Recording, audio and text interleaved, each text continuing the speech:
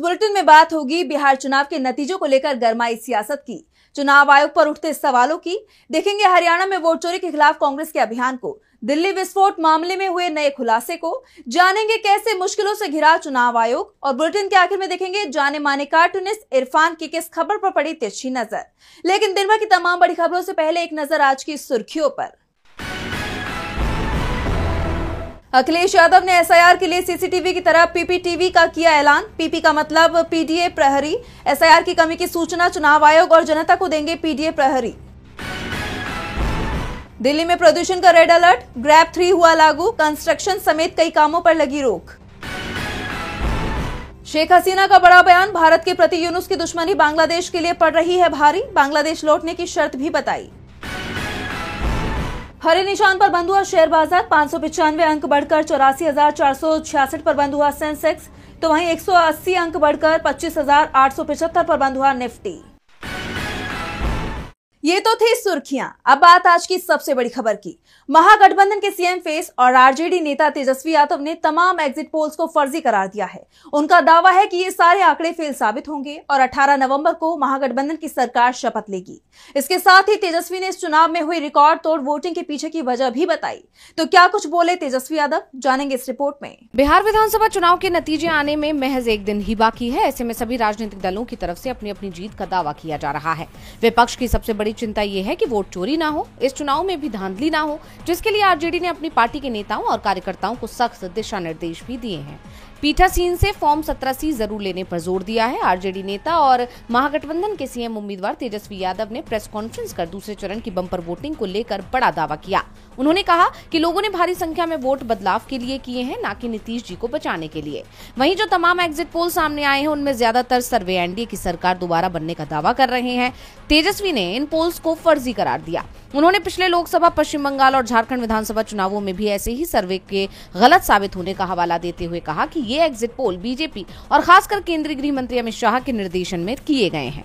उन्होंने काउंटिंग को लेकर भी जनता को आगाह किया कि प्रशासन की तरफ से पूरी कोशिश की जाएगी कि काउंटिंग को धीमा किया जाए। उन्होंने जनता से अपील की कि मतगणना में गड़बड़ी की कोशिश होने पर मुंह तोड़ जवाब देने के लिए तैयार रहें। तेजस्वी ने 18 नवंबर को महागठबंधन की सरकार बनने का दावा किया। वहीं कांग्रेस नेता और पूर्व सीएम दिग्विजय सिंह ने भी कहा कि अगर एनडीए 140 से ज्यादा सीटें जीतती है तो ये फर्जी मतदाता सूची और ईवीएम का कमाल होगा। सपा प्रमुख अखिलेश यादव ने तो साफ कहा कि एग्जिट पोल में उनकी जो मर्जी दिखा लें, लेकिन परिणाम कुछ और ही होगा। यानी विपक्ष को अपनी जीत का पूरा भरोसा है। अब देखना ये होगा कि 14 नवंबर को जब नतीजे सामने आते हैं तो उनका भरोसा हकीकत में बदलता है या नहीं। बिहार में वोट चोरी ना हो, विपक्ष इसके लिए पूरी तरह मुस्तैद नजर आ रहा है, क्योंकि महाराष्ट्र से लेकर हरियाणा तक विपक्ष ने चुनाव में धांधली के आरोप लगाए हैं। यहाँ तक कि 2024 के लोकसभा चुनाव के नतीजों को लेकर भी लंबे वक्त से सवाल उठते रहे हैं। और अब सीसीटीवी फुटेज को लेकर दिल्ली हाईकोर्ट में चुनाव आयोग की तरफ से दिए गए जवाब ने विपक्ष के आरोपों को और बल दे दिया है। तो क्या है पूरा मामला, जानने के लिए देखिए ये रिपोर्ट। एक बार फिर लोकसभा चुनाव और चुनाव आयोग की पारदर्शिता को लेकर चर्चा तेज हो गई है। चुनाव आयोग ने दिल्ली हाईकोर्ट को बताया है कि लोकसभा चुनाव से जुड़े मतदान केंद्रों के सभी सीसीटीवी फुटेज और उससे जुड़ी तमाम सामग्री को नियमों के मुताबिक नष्ट कर दिया गया है। आयोग के इस कदम ने उसकी पारदर्शिता पर गंभीर सवाल खड़े कर दिए हैं। दरअसल एडवोकेट महमूद प्राचा ने दिल्ली हाईकोर्ट में याचिका दायर की थी, जिसमें उन्होंने लोकसभा चुनाव के दौरान रिकॉर्ड की गई सभी वीडियोस और सीसीटीवी फुटेज को संरक्षित रखने का अनुरोध किया था। लेकिन जस्टिस मिनी पुष्करना की कोर्ट में सुनवाई के दौरान चुनाव आयोग ने बताया 30 मई 2025 को जारी संशोधित दिशा निर्देशों के तहत फुटेज को नष्ट कर दिया गया, जिन्हें चुनाव परिणाम को चुनौती देने वाली कोई याचिका न होने पर केवल 45 दिनों तक ही रखा जाना था। आयोग ने तर्क दिया कि इसका मकसद चुनावी प्रक्रिया में शामिल न होने वाले लोगों का सोशल मीडिया पर मतदान संबंधी विजुअल्स के दुरुपयोग को रोकना था।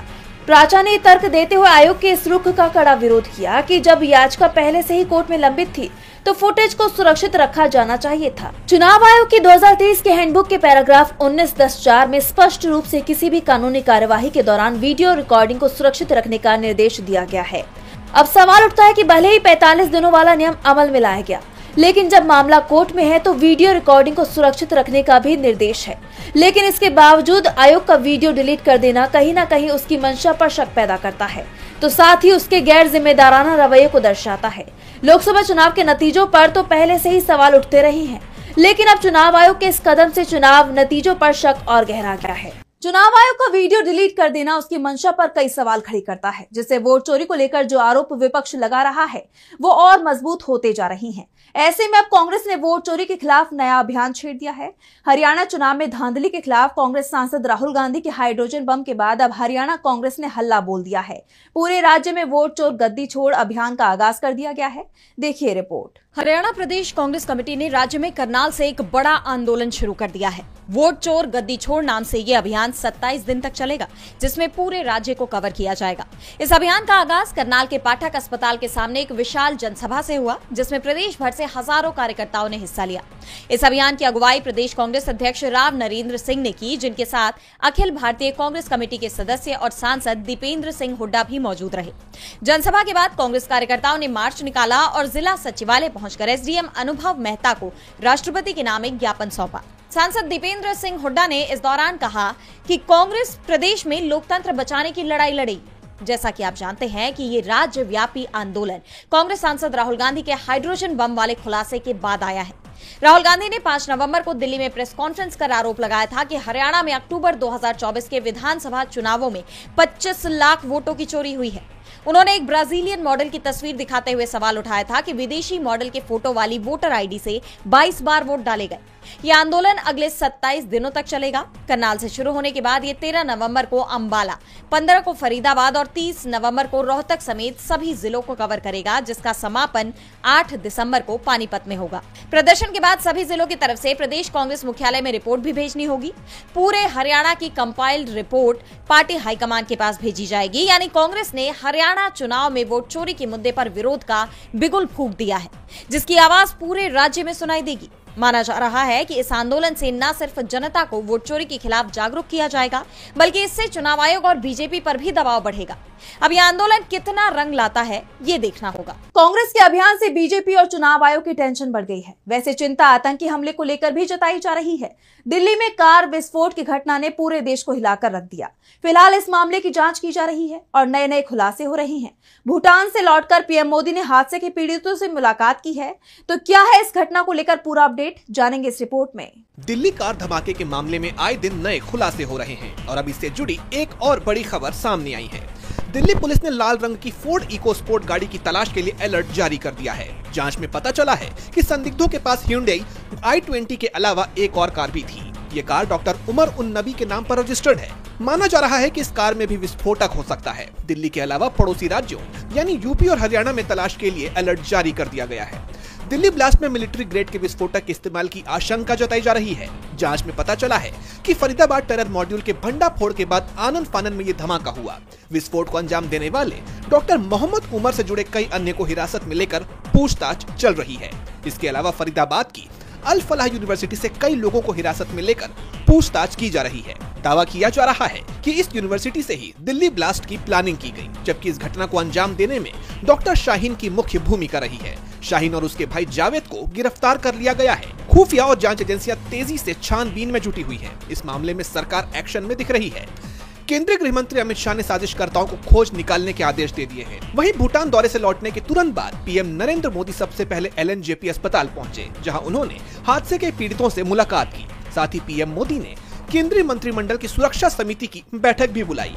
पीएम नरेंद्र मोदी ने दोषियों को कड़ी सजा देने की बात कही है। अब इस मामले में आने वाले वक्त में क्या खुलासा होता है, इस पर सबकी निगाहें टिकी हुई हैं। दिल्ली विस्फोट के पीछे किसका हाथ था, पूरा देश सच जानना चाहता है। लोगों में काफी आक्रोश है तो गुस्सा SIR के खिलाफ भी है। पश्चिम बंगाल और तमिलनाडु जैसे राज्य इसके खिलाफ सुप्रीम कोर्ट भी पहुंच चुके हैं और अब पश्चिम बंगाल की सत्ताधारी पार्टी ने चुनाव आयोग पर गंभीर आरोप लगाए हैं कि आयोग ने गुपचुप तरीके से नियमों में बड़े बदलाव कर दिए। तो क्या है पूरी खबर, जानेंगे इस रिपोर्ट में। दूसरे चरण के तहत SIR प्रक्रिया की शुरुआत कर दी गई है। इसी कड़ी में पश्चिम बंगाल में भी ये प्रक्रिया चल रही है। सत्तारूढ़ पार्टी TMC पहले से ही SIR को लेकर चुनाव आयोग और सरकार के खिलाफ मोर्चा खोले हुए है। वहीं अब पार्टी ने चुनाव आयोग को लेकर जो खुलासे किए हैं उससे आयोग की मुश्किलें बढ़ गई हैं। पार्टी ने चुनाव आयोग पर गुपचुप तरीके से नियमों में हेरफेर का आरोप लगाया है। TMC ने आयोग पर बूथ स्तरीय एजेंटों यानी BLO की नियुक्ति के नियमों में चुपचाप बदलाव करने का आरोप लगाते हुए एक्स पर एक पोस्ट किया है, जिसमें लिखा है कि चुपचाप और चालाकी से चुनाव आयोग ने बूथ स्तरीय एजेंटों यानी BLA की नियुक्ति से संबंधित नियमों में संशोधन कर दिया है। चुनाव आयोग के 2023 के दिशा निर्देशों के मुताबिक BLA को उस मतदाता सूची के संबंधित इलाके में पंजीकृत मतदाता होना चाहिए जिसके लिए उसे नियुक्त किया गया है। लेकिन नए संशोधित निर्देश में कहा गया है कि मतदाता सूची के उसी भाग से बूथ स्तरीय एजेंट यानी BLA उपलब्ध न होने की स्थिति में उसी विधानसभा क्षेत्र के किसी भी पंजीकृत मतदाता को बूथ स्तरीय एजेंट नियुक्त किया जा सकता है। पार्टी ने आगे कहा कि चुनाव आयोग के इस कदम से गंभीर सवाल खड़े होते हैं, जब मौजूदा मानदंडों के मुताबिक BLO उसी बूथ या कम से कम उसी मतदान केंद्र से संबंधित होनी चाहिए। फिर BLA के लिए ही अपवाद क्यों बनाया गया? TMC के आरोप यही खत्म नहीं हुए, बल्कि पार्टी की तरफ से आरोप लगाए गए कि ये बदलाव इसलिए किया गया क्योंकि भाजपा स्थानीय बूथों के भीतर से एजेंट नहीं ढूंढ पा रही है और प्रक्रिया में धांधली करने के लिए बाहरी लोगों को लाना चाहती है। पार्टी ने चुनाव आयोग पर बीजेपी की चापलूसी करने के आरोप भी लगाए हैं और कहा है कि कोई आश्चर्य नहीं है कि अमित शाह के सहकारिता मंत्रालय के सचिव को मुख्य चुनाव आयुक्त का पद दिया गया ताकि भाजपा की राजनीतिक सुविधा के लिए नियमों को फिर से लिखा जा सके। पार्टी ने सीधे तौर पर मुख्य चुनाव आयुक्त ज्ञानेश कुमार का नाम तो नहीं लिया, लेकिन उन्हें आड़े हाथों लिया है। जैसा आप जानते हैं कि पश्चिम बंगाल में SIR प्रक्रिया की शुरुआत हो चुकी है, लेकिन जिस तरह TMC और खुद मुख्यमंत्री ममता बनर्जी हमलावर हैं, उससे आयोग के लिए प्रक्रिया मुश्किल होती जा रही है। वहीं अब देखना होगा कि TMC के इन आरोपों पर आयोग की तरफ से कोई रिएक्शन आता है या नहीं। SIR को लेकर पूरे देश में बवाल छिड़ा हुआ है, तो विवाद PM मोदी की डिग्री को लेकर भी देखा जा रहा है। PM मोदी को लेकर बीजेपी ने दावा किया था कि उन्होंने 1978 में DU से BA पास किया था। इस डिग्री को सार्वजनिक करने की मांग भी की गई। अब एक बार फिर यह मामला सुर्खियों में आ गया है और इसी सिलसिले में दिल्ली हाईकोर्ट ने दिल्ली यूनिवर्सिटी को अहम आदेश दिया है। तो क्या है यह आदेश और क्या है PM मोदी की डिग्री से जुड़ी ये पूरी खबर, जानेंगे इस रिपोर्ट में। प्रधानमंत्री नरेंद्र मोदी की डिग्री से जुड़ा विवाद एक बार फिर दिल्ली हाईकोर्ट की कार्यवाही के कारण सुर्खियों में आ गया है।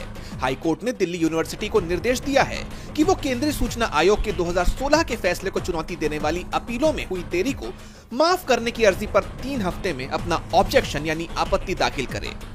आइए समझते हैं कि ये मामला क्या है। दरअसल साल 2016 में केंद्रीय सूचना आयोग ने दिल्ली यूनिवर्सिटी को आदेश दिया था कि वो 1978 में BA पास करने वाले सभी छात्रों का रिकॉर्ड सार्वजनिक करे, जिनमें PM मोदी भी शामिल थे। DU ने केंद्रीय सूचना आयोग के फैसले को दिल्ली हाई कोर्ट में चुनौती दी, लेकिन अपील दाखिल करने में देरी कर दी। अब चीफ जस्टिस की बेंच इस मामले की सुनवाई कर रही है। कोर्ट ने DU को निर्देश दिया है कि अपील में हुई देरी को माफ करने की अर्जी पर वो 3 हफ्ते के भीतर अपनी आपत्ति यानी ऑब्जेक्शन दाखिल करे। इसके बाद अपीलकर्ता को DU के जवाब पर प्रतिवाद दाखिल करने के लिए 2 हफ्ते का समय मिलेगा। अब इस मामले में 2 बड़े सवाल उठाए गए हैं। पहला सवाल कि क्या किसी व्यक्ति की डिग्री की जानकारी को RTI की धारा 8 के तहत छुपाया जा सकता है, और दूसरा कि क्या इस जानकारी को सार्वजनिक करना बड़े जनहित यानी लार्जर पब्लिक इंटरेस्ट में है। जैसा कि आप जानते हैं कि इससे पहले 25 अगस्त 2024 को दिल्ली हाईकोर्ट की एक एकल पीठ ने केंद्रीय सूचना आयोग के पुराने फैसले को रद्द कर दिया था। एकल पीठ ने कहा था कि डिग्री तो व्यक्तिगत जानकारी है जो RTI की धारा 8(1)J के तहत गोपनीय है। इसे तभी सार्वजनिक किया जा सकता है जब बड़ा जनहित साबित हो। अब सबकी निगाहें 16 जनवरी 2026 को होने वाली अगली सुनवाई पर टिकी हुई है। PM मोदी की डिग्री को लेकर बवाल मचा हुआ है, तो पार्टी के नाम और चुनाव चिन्ह को लेकर भी महाराष्ट्र में लड़ाई छिड़ी हुई है। शिवसेना और NCP भले ही 2 गुटों में बंट गई हैं, इसके बावजूद इन पक्षों में तनाव खत्म नहीं हुआ।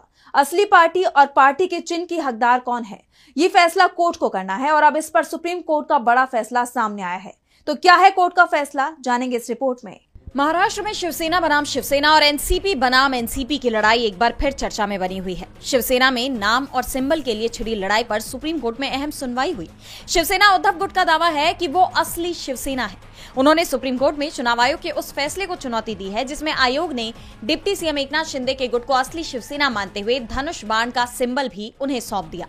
उद्धव ठाकरे ने अपनी याचिका में कहा कि शिवसेना बाला साहेब ठाकरे की विरासत है और उनका बेटा होने के नाते पार्टी पर मेरा हक है।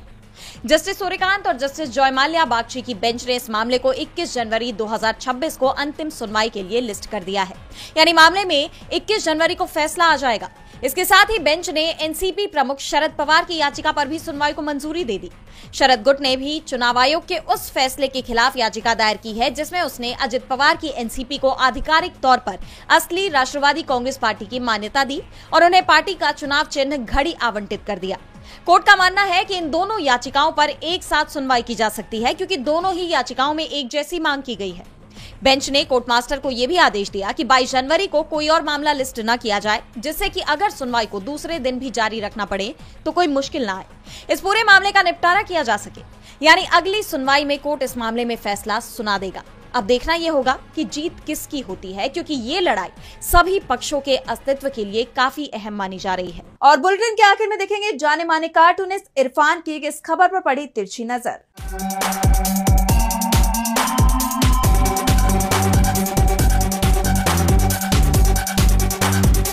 तो बिहार में एग्जिट पोल के नतीजों में बीजेपी जीत गई है।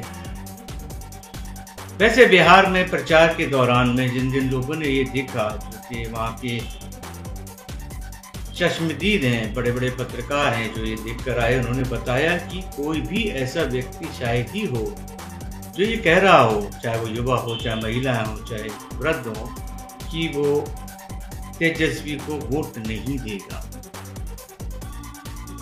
उम्मीदों का चिराग लिए हुए बीजेपी और जेडीयू को इस बात का अंदाजा था कि इस बार लोगों की आक्रोश की लालटेन की रोशनी में उनके चिराग टिमटिमाएंगे। लेकिन अंधेरा इतना ज्यादा है कि इस अंधेरे में जो डकैती या चोरी है, उसको देखना होगा कि क्या ये लालटेन की रोशनी रोक पाएगी। ये तो 14 तारीख की सुबह को ही पता चलेगा। रात अभी बाकी।